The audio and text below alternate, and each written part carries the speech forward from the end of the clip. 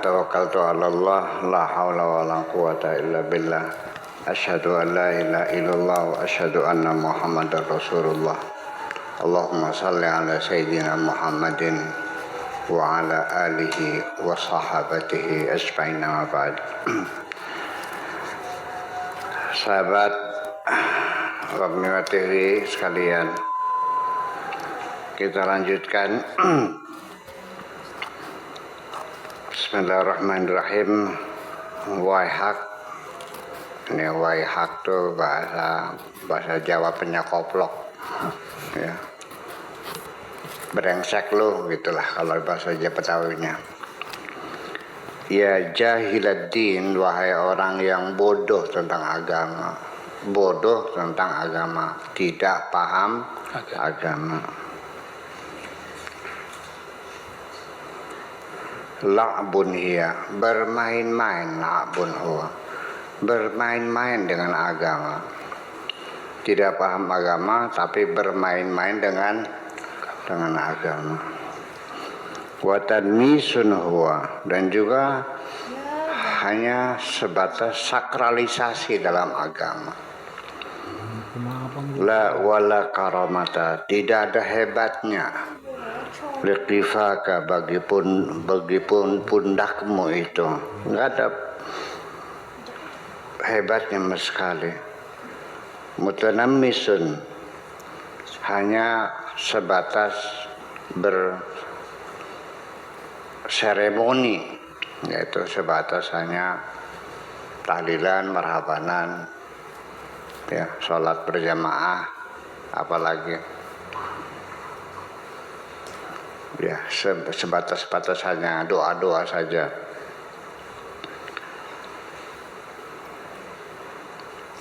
Qad ahalda nafsaka lil kalam, engkau telah menganggap dirimu sudah ahli, sudah layak untuk berpidato. Menganggap dirimu sudah layak naik panggung, pegang mic, bicara tentang agama. Sampai sekarang malah di YouTube lagi deh. Tidak ngerti agama, bermain-main, sok jagoan ngomong agama. Modalnya hanya 2 ayat, hafal 2 ayat, 2 hadis hafalannya. Bolak-balik kulu bidatin wa kulu dolalatin, itu aja, bolak-balik. Betul enggak? Iya. Jadi ini dikatakan oleh Syekh Abdul Qadir Jailani pada tanggal 10 bulan Ramadan tahun 545. Jadi sudah 1000 tahun yang lalu. Sudah 1000 tahun yang lalu, persis apa yang terjadi sekarang. Di sekitar kita ini banyak orang yang tidak paham agama, sok jagoan ceramah agama. Itu katanya. Lil kalam alal khalqi, berbicara di atas umat, di atas manusia, kepada manusia. Min ghairi ahliyatin fik, tanpa ada keahlian dalam dirimu. Baca Qur'annya saja masih alhamdulillahirabbil alamin, ar-rahman ar-rahim, wala bedolin. Sudah berani-beraninya qala ta'ala qala Rasulullah. Tidak punya keahlian sama sekali, dasar goblok loh gitu. Ada enggak? Di mana? Jangan nyebut nama ya. Ada pokoknya mah.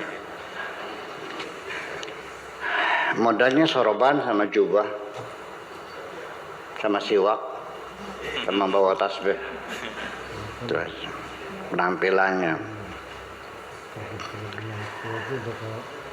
Innama yakunu dzalika li ahadim minan nas.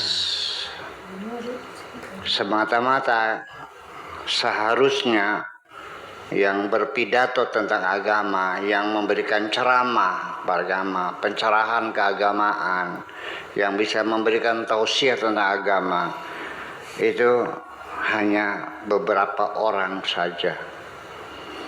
Hanya beberapa gelintir manusia saja yang sebetulnya layak untuk berpidato tentang agama di depan publik itu. Di atas mimbar pakai mikrofon, ya, bukan hanya mengandalkan takbir saja. Bukan assalamualaikum.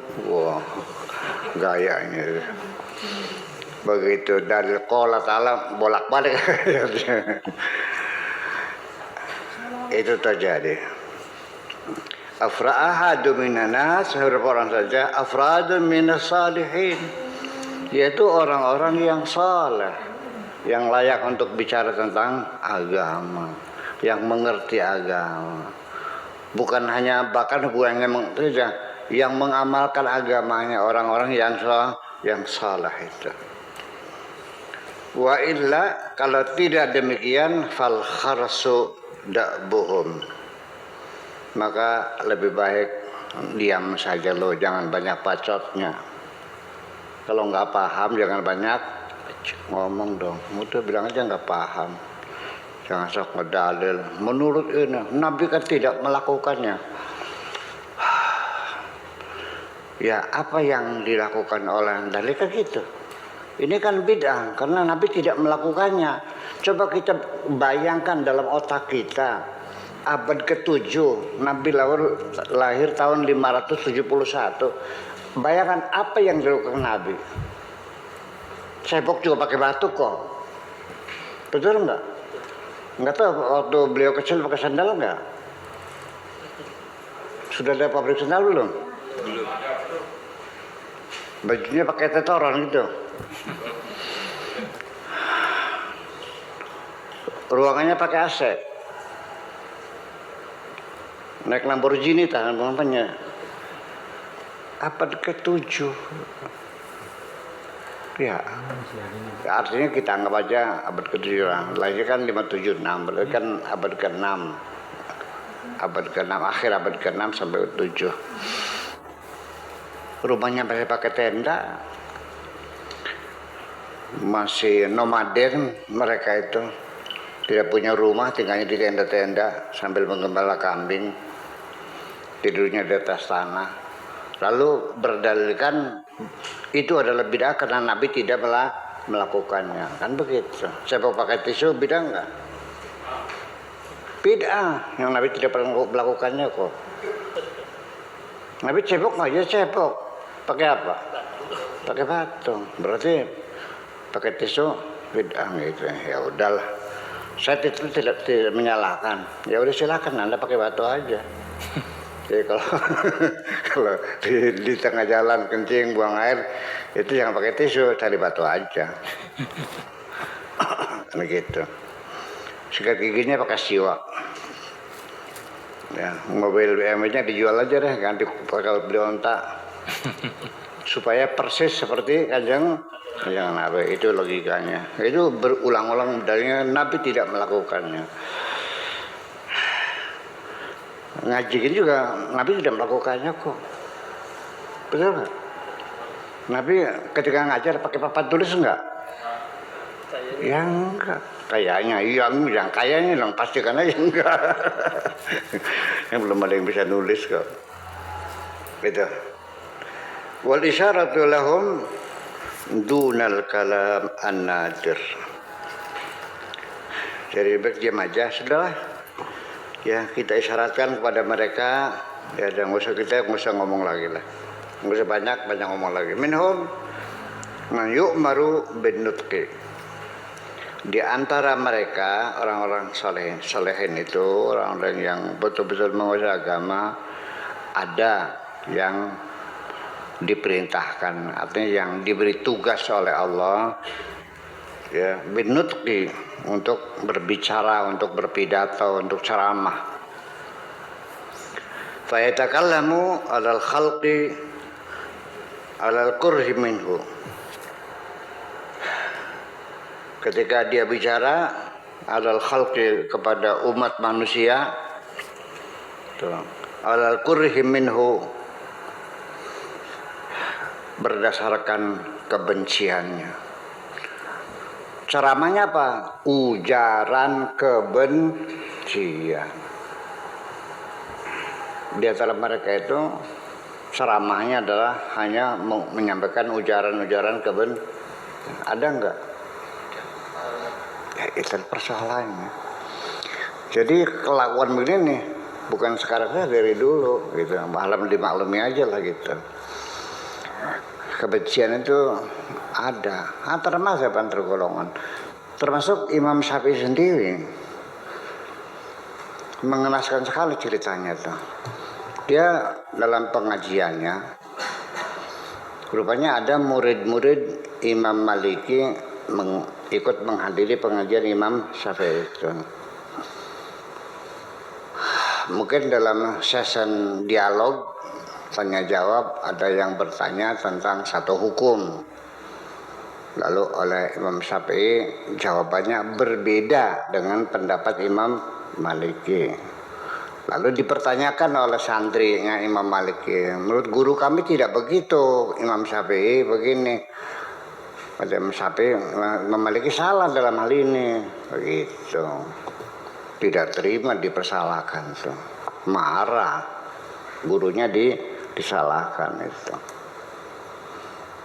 Kata Imam Syafi'i, Imam Maliki manusia, saya juga manusia.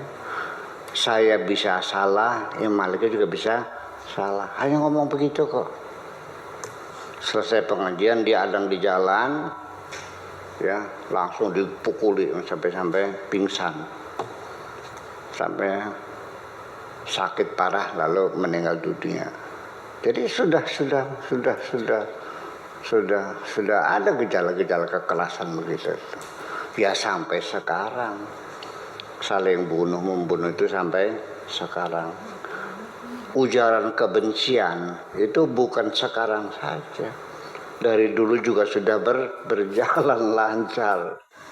Ini buktinya, teks ini adalah sebagai artefak yang bisa kita katakan bahwa tradisi umat Islam saling bunuh membunuh itu bukan sekarang saja, dari sejak zaman dahulu kala. Bahkan sejak Nabi Muhammad meninggal dunia, pada detik pertama sudah terjadi saling bunuh membunuh sampai sekarang.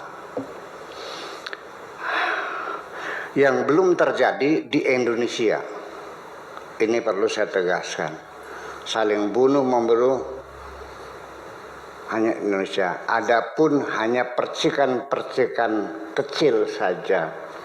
Seperti di Bogor ada yang mati 1 orang, kemudian di Sampang, di Madura itu kelompok Syiah yang sampai sekarang mereka belum berani pulang, masih trauma. Hanya itulah, kita mah insya Allah aman-aman. Kalau di Irak ludes sampai bubar negaranya, betul nggak? Syria sampai sekarang porak-poranda. Yaman berdarah-darah, saling bunuh membunuh sampai sekarang. Di Libya juga sampai ledakan-ledakan masih terus berlangsung. Betul? Ya. Itu. Jadi artinya kita bersyukur alhamdulillah dengan negara Indonesia berdasarkan Pancasila dan Undang-Undang 45 ternyata lebih mampu membuktikan perdamaian. Oke, setuju?